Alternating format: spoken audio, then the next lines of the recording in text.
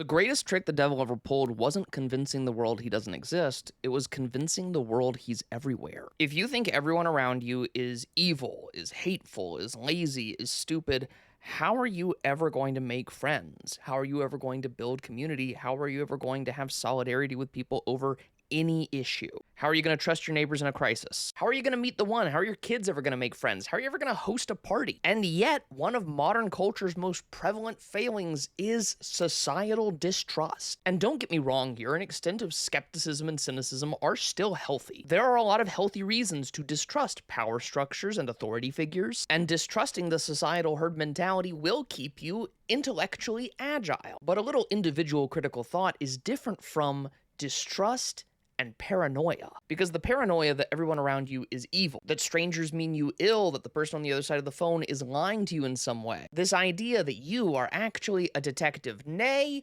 a vampire hunter sussing out the monsters in your midst, actually predisposes you to mob mentality, and it prevents you from forming coalitions, let alone friends. Hell, it keeps you from the pure wholesome joy of making a stranger's day and letting them do the same. Now, I find that this behavior is not common everywhere. I run into it far more in subdivision and corporate development heavy suburbs, and of course, most common of all is here on the internet, which matters because this is where millions, if not billions, of people have now been socialized. But if this kind of distrust doesn't serve you, who does it serve? The people who don't want you to have friends, the people who don't want you to have unity, and the security that comes with it. Because when you're insecure, they can make you give them power. Money, votes, influence, shares, allegiance. There are a lot of bad people in the world, but it never does you any good to assume that they're everywhere, to write off whole groups or whole types of people. Humans have a bloodlust that gets really activated when we experience insecurity. And right now we have rampant social, financial, housing, professional, romantic insecurity. And every time you go